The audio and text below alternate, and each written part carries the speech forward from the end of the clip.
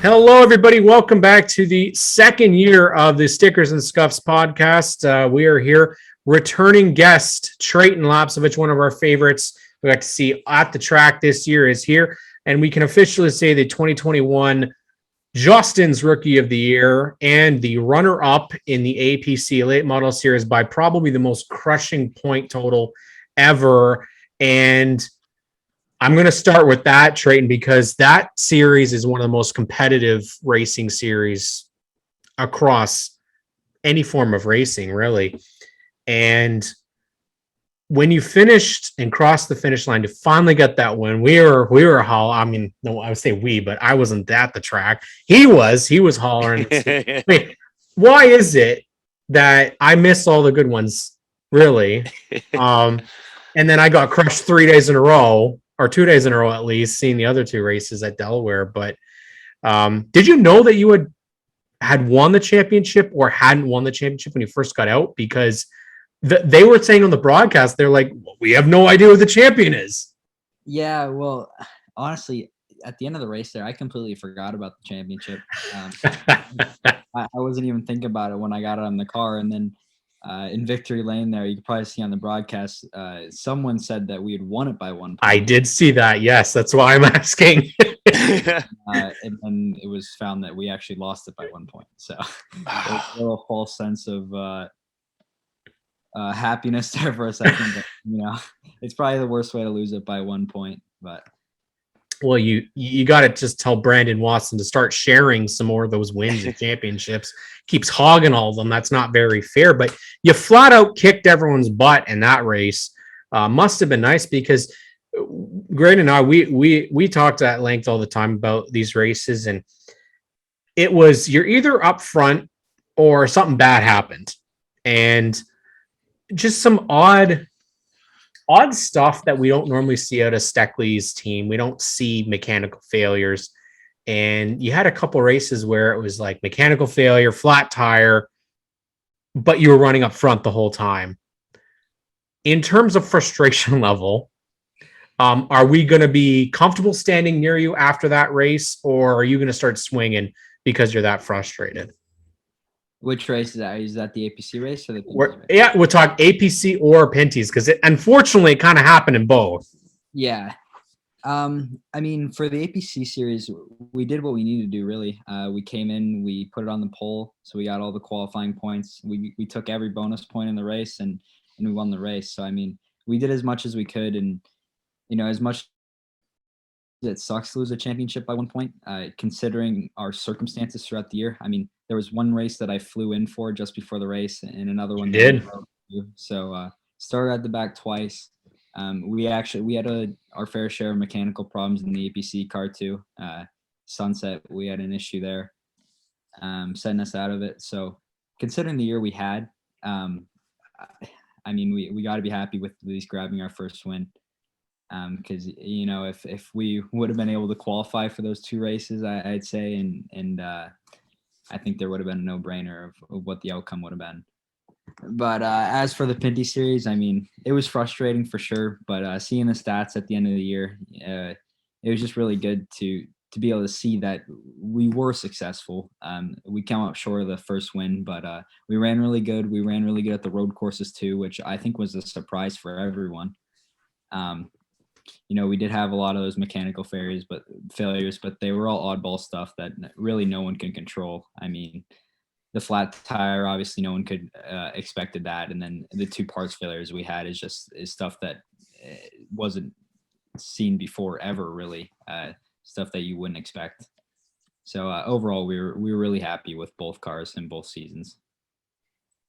Yeah, man, in terms of doing all you had or all you could do, everything that was in your power in terms of the APC car, for starters, like you said, I mean, you're lightning fast. I mean, you passed a ton of cars, having to start in the back a couple of times. And, I mean, you flexed your muscle and you got your first win this year, moving over to the Pinty's car. I mean, in both, I believe you're the owner of some new track records, and you were fast everywhere you went. touching on also what was it like doing the double duty where you got to do like kind of the down south style where you got to fly back to Ontario to do the APC race? It was definitely a really cool experience. It was probably the coolest thing I've ever done. Practicing, qualifying in Quebec, and flying down to Sunset. I was really thankful for Marvin Freiberger giving us the opportunity to do that, because it was something that we didn't think was possible about a week before then. And then we looked at the circumstances and we're like, well, we might be able to do this. We got in touch with Marvin, and it really just all worked out there, and it was probably the coolest thing ever. Cool. You got that together in like a week then, that kind of deal then, eh? Yeah, it was all really quick, just up before the race. Man, what a rush. Had you flown in a circumstance like that before? No, I've never flown back and forth from racetracks. Not that no, I don't think so. So you got the real Xfinity Series Cup Series feel in there, and I'm curious. You did the double duties all year. Well, why don't we just add another one on top of that? And why don't you do super stocks next year as well and just do triple duty at Delaware? How cool would have that been? I think I'll leave that one up for riding. Well, I've got to see, because that was something I was going to touch on. How cool was it to see? I don't know if were you at the racetrack to see Ryan win his first super stock race? No, we were in Three Rivers that night. I think it was Three Rivers, or it was iCar that way. That one might have been iCar. I forget which one it was. I definitely wasn't there. Yeah.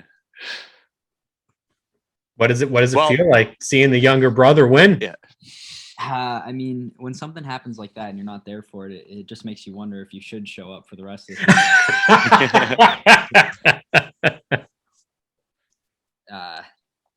I think me and my mom were the same way, because my mom wasn't there as well. So that got her thinking. She's like, well, maybe I'm the bad luck. But no, it was really cool to see Ryden progress. He learned a lot throughout the season. He retained information pretty well. It was nice to see him be able to rely on myself and my father and all of us that were around him. He asked for us for help, and we gave it to him, and he definitely got better as the season went on. Bryden is the next one. I mean, the long line of Lapcevich racers. How many Lapcevich family members have been in the racing world? In terms of like hands-on driving, working on. Didn't know we needed to do math, eh? Or or is it easier to say which members of your family aren't in it? Well, so there would have been my grandfather. Dad, my uncle, Nick, Ryden, Caden, myself. I'm sure there's more that I'm not thinking of, but a lot of Lapcevich racers. Yeah, my point is that the passion and the bloodline, the heredity of how much you guys are so into racing and how much you guys live it, breathe it, immerse yourselves in it. I mean, there's no doubt there's a connection to the success that you guys have. Yeah, absolutely. It's kind of like it's been all we've really known. Yeah. Ryden was always going to be the basketball and football player, but with COVID, it kind of stopped basketball and football, but thankfully we were able to race there. So that really got Ryden involved, and it got him racing, and he's turned out pretty good. So hopefully he continues with it, and then there'll be three of us moving up the ranks still. So yeah, I think we can definitely see Ryden playing basketball. He towers over everybody, so stands out in the crowd. Yeah, that's for sure. Because the racing season is over, we got to ask what's it feel like now? Are you bored? I am pretty bored at sometimes. It's definitely a lot different because in the summer, like, we spend every evening at the shop working, but at the same time, it's almost a good break from it, I guess you'd say. But in the off season, I do a lot of iracing, so I definitely don't get too far away from the racing world. And before we know it, we're back at the shop preparing for the 2022 season. So it all comes pretty fast. And, we like to build in the off season, figure out where we can do better and what we can improve on leading into next year. So and you got school in the mix. You got school, also, yeah. Right? Yeah. It's got to be a lot of fun to be able to have a service like iRacing that you can practice. What do you think about the Canadian content on iRacing? Which tracks do we need to scan to get onto iRacing? Well, I think there's no doubt that Jostens is probably at the top of that list. I mean, CTMP being on iRacing is pretty cool. I definitely did a lot of laps there before the Pinty Series went there, and it helped. I've tried the track in Montreal there. That's on iRacing. So we don't race there, but they used to, and I enjoy it. It's a pretty cool track. But no, I'd say Jostens is at the top of the list for sure. And I mean, after that, I think Sunset would be a pretty good fit for that. Oh, yeah. And then, more of the Canadian road courses as well, like Trois-Rivières or ICAR would be really cool. Yeah, that's definitely something that I think we'd love to see. I mean, it's unfortunate because there is such great tracks, but obviously with COVID and availability, it's got to be very difficult for them to do such things. But is there somebody that is a quote big time racer from down south that you've actually raced against on iRacing? I've raced against quite a few of them. You just never really know who you're going to bump into on iRacing. The one time I raced against Dale Earnhardt, and I beat him in a Legends car race, and I've raced multiple times since then in like the super stock or the street stock division on iRacing too. So it's been really cool, and I've also got to work with a lot of people south of the border that I made pretty good friends with. Parker Retzlaff is probably one of the more notable ones for me. We met each other quite a few years ago on iRacing, and we've really worked together ever since then. We race pretty much every night together. So that's pretty cool. And then making other relationships like Mason Diaz and, just a lot of cool people that I met that I probably wouldn't have otherwise if it weren't for iRacing. It's kind of neat, the social media and iRacing aspect where you're kind of, it's the same for Cam and I, our exact start, like how you become acquainted with these people, and it kind of paves the way or breaks the ice, if you will, for when that day comes when you get to go down there and meet these people and like the ice is broken. You already like know these people and you just get right to business. Yeah, that's exactly it. When we went to the Snowball last year, I met a lot of people that I knew from iRacing, and we got along pretty well. So it wasn't like I was showing up to Five Flags there not knowing anyone. I bumped into a lot of people that I knew, and we got along pretty well. It's got to help that your brother's down there and he's doing a great job. It sucked that they had some sort of a mechanical issue at the Winchester 400. He was looking pretty good up there. And do you have any plans on heading down south when your Pinty's time is done, or do you have are you going to maybe stick around up north? Well, I think the long-term goal would probably be go down south. I'd like to run some of the late model stuff down south like Caden is. Participating in a snowball derby would probably be at the top of my list, and then also the Winchester 400 and then in the Nashville 400 or the All-American 400. Yes. Would be really cool. So, I mean, that's probably the long-term goal. I don't know how far out that would be, but I'm having a lot of fun racing the Pinty Series and in the APC Series. I think the competition level for both is something that's, really overlooked by the guys down south. Like, I think they don't realize just how competitive the APC Series really is. And the same goes for the Pinty Series as well. I mean, there's a ton of great drivers in both, a ton of experience. So I'd like to get down there in the future, and I guess we'll just see how it all goes. Well, whenever that day comes, I mean, in the meantime, you're building a hell of a resume in the meantime. Like you said, you touched on it perfectly. I was going to say, like, you're racing in these series at a time when it feels like there's so much competition. I mean, it kind of shows the measure of where you stack up. I mean, there's so many, both veteran drivers and young guys like yourself that are coming up through and being able to race in these series. It really has to help build your your skill set, right? Because you're racing some really good racers. Yeah, like I think for the APC series, it's just in the years that I've run it, I started in 2017. It was my first year, and I think it's just crazy how it's progressed since then. I mean, there was probably 1 or 2 new cars each season back in the APC series, but with other guys getting faster and stepping it up, it's forced everyone else to step it up as well. So we're all building new cars to try and keep up and finding new speed that we probably wouldn't have found otherwise. So in a way, it's forcing everyone else to get better. And like you said, there's a lot of good drivers coming up through it as well. Kyle showed up at his first race and beat all of us. Yeah, we don't mean to rub that in your face or anything. Yeah. It's this the only Qwick Wick hat that we have. So 20 plus 4. Yeah, that's essentially how it works. But it's funny because, you know, one of the reasons that we wanted to do this podcast in the off season is to get to know a little bit more about you. So we're going to put you on the hot seat for a little bit.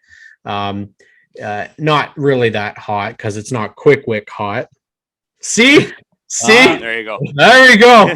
Oh God, so cheesy. That was good placement. Well, you know, sorry, Dave and Frank. That's the best I've got for you.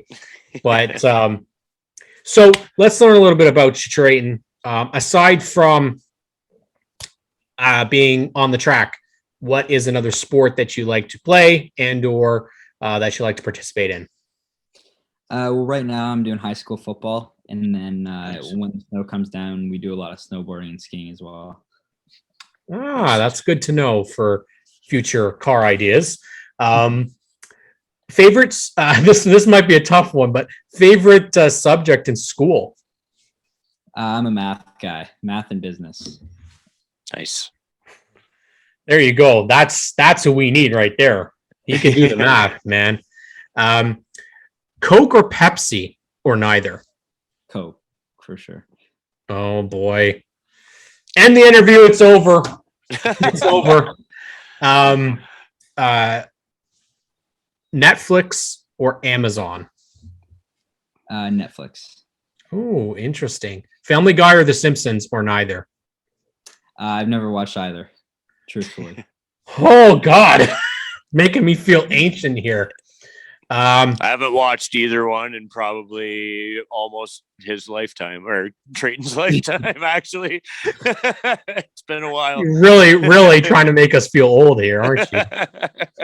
Cats or dogs? Dogs. Well, Jesus. I'm on the dog side. You like the cold or the hot? I like the warmth just because of racing. Interesting. Are you a morning person or are you a night, what do they call it? Nighthawk? Night owl. Night owl. I'd say it depends on the time of the year.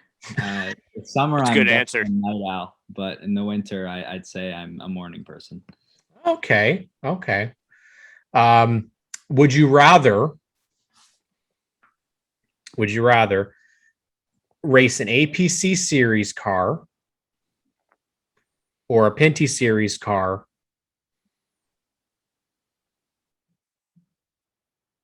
Really putting me on a spot. No, you don't have to answer that. That's okay. I don't do that. But would you rather be stuck or not stuck? Yeah. Who would you move first? Who would you move first on the racetrack, Caden or Ryden?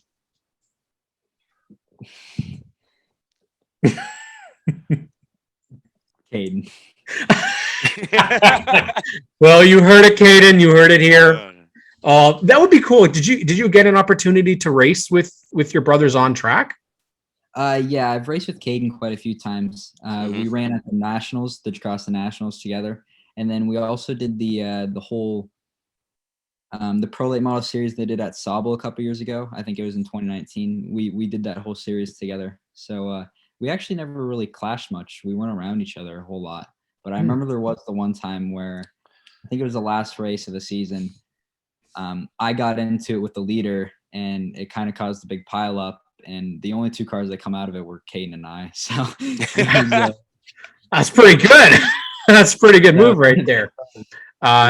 Android or Apple? Apple. Right job. Are you a diecast collector? I used to be. Kind of gotten from it, but we have a ton of them. Have a ton of them. Okay. So if you had the choice, which racing game that is not iRacing would you play? It doesn't have to be. It could be Mario Kart. Like I'm just saying, racing in general. I think it would be NASCAR 2014 or Inside Line. That's an interesting choice. Wow. I think those NASCAR games were quite a bit better than the NASCAR Heat games that they have today.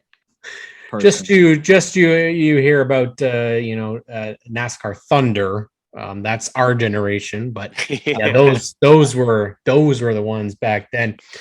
If you had to pick a driver that is either alive or has passed away that you could race against, who would it be? I think I'd like to race against Junior Hanley. Nice. I say that just because he's helped us so much. He's been such a big asset to my career and getting us really situated with the whole pro late model scene. So I think it'd be really cool to be on track with him. It's not too late, right? There's been multiple times where we've actually been at the track testing and we've tried to get him in a car, but he hasn't budged. Yeah. Oh. No way. Man, oh man, oh man. Okay. Out of your teammates, who is the funniest? Tag. I would have guessed that. Yeah.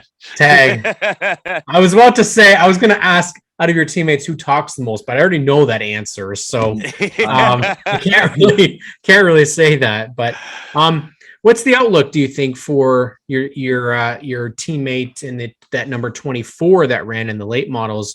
Are you looking for him to come up and kick your butt some more, or are you looking to kick his? Well, I'm definitely looking to kick his butt, but I guess we'll have to see how that one goes. Me and Kyle get along really well, and it was cool to have him on my crew when he wasn't racing. So it was a lot of fun working with him, and I think a 24-20 team would be pretty good. Yes. Yeah, that sounds pretty good. We talk about family and stuff a lot on the show and people and everything, and we're very lucky to kind of see 22 racing sort of from the inside, and it obviously is a family operation. But like you said, like when like Kyle's crewing and then you guys sort of race against each other in the APC series, like and Ryden and Kyle hang out a lot too. It's really neat to see how all that sort of works together, and then you guys all come together on race day and get down to business and go race. And it's really neat to see that from the fans' perspective. Yeah, it's really fun. I mean, we talk racing 24/7, and then when we're not at the racetrack, we're usually hanging out iRacing as well. So yeah, it's also a pretty tight knit group, and it makes it a lot of fun. Keeps you focused and eyes on the prize. I mean, when you're doing all that stuff together, I mean, I know it from people like people that I work with, after you work with them for a long enough time and are around them, you almost don't have to talk sometimes. You just know what to do and everything just works so well together, right? Yeah. That's it. Just a series of grunts. Yeah. My goal this year, like we started out as a group that none of us had worked together before, truthfully, but it all worked out really good in the end. We got along really well. Terry as the crew chief there, me and him, we gelled together really well for sure. We worked really good as a driver crew chief combination, and the crew as a whole. Steve, Eric, Kyle, my dad, Ryden. It was definitely a great group to be a part of. Well, there's a couple events that didn't happen this year, so I've got to put the rapid fire. Toronto or Qwick, which one are you looking forward to more, if it happens? Qwick. Yeah, that's the right one. That's the right answer. Not that I wouldn't mind seeing you in my neck of the woods, but I think that the allure of the dirt, man. Yeah, I'd really like to try it. Yeah, I'd like to see it.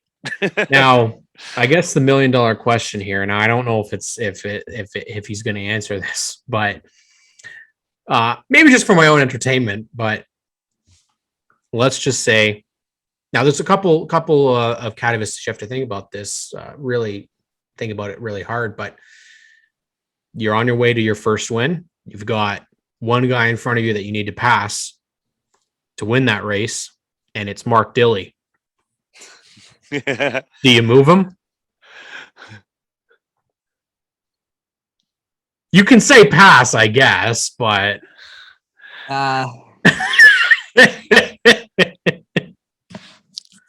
I guess we'll have to see. Have to see, because I bet you anything, Mark would move you if he needed to win, right? Yeah. Yeah. I think it must have been cool being out there with guys like Mark, with like Kennington, these guys that have been in this series for forever, it seems like, and now you're coming along, and you were running up front, you were beating them, and then all of a sudden, some other names that you are having to share the spotlight with in APC are now coming up and running with you. You mentioned it earlier about the talent, and we saw Brandon Watson and Shea Gemmel come up, and they were both right up near the front. So who else is in that APC series that you would love to see come to the Pinty Series and race with you? I'd probably like to see JR come back to the Pinty Series and race some more. I mean, he ran some races last year too, but I didn't get to race with him. So I think it'd be pretty cool if he came back and did a full season.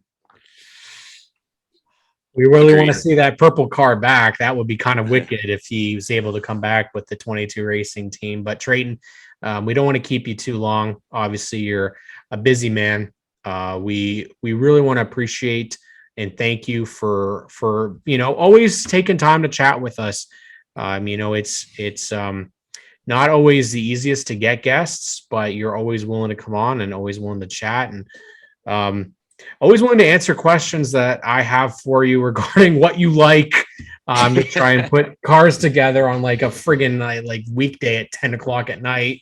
Just be like, oh, hey, do you like this? Do you like that? But he's always willing to say, hey, and we obviously have talked that we love the Qwick Wick team. We love everybody at 22 Racing and the Pinty Series as well. And so we really hope to see you back full time once again in the NASCAR Pinty Series and the APC Series. And then we will just sneak in, if you don't want to do the super stocks, maybe we'll just throw you in a modified, or hell, we'll throw you in front of a parking lot and have you do laps or something, right? But we just want to wish you the very best in the off season, and we hope to chat with you. Hopefully we'll see you at Motorama. Anytime, guys. I appreciate you guys having me. It was a lot of fun. Awesome, man. Thanks very much. And also during those TSN broadcasts, seeing all like the DAS structural steel and Markdom and everything, all the sponsors for RGC. I mean, you guys have a great group of companies backing you, and it would be great to see things hit the track again next year. Yeah, it was great to have RGC Sports and Qwick Wick, Leland, all of them supporting me. We definitely couldn't do without them, and hopefully we'll be able to have them back for next year as well. Thanks a lot for your time, man. Thank you. Thanks for having me.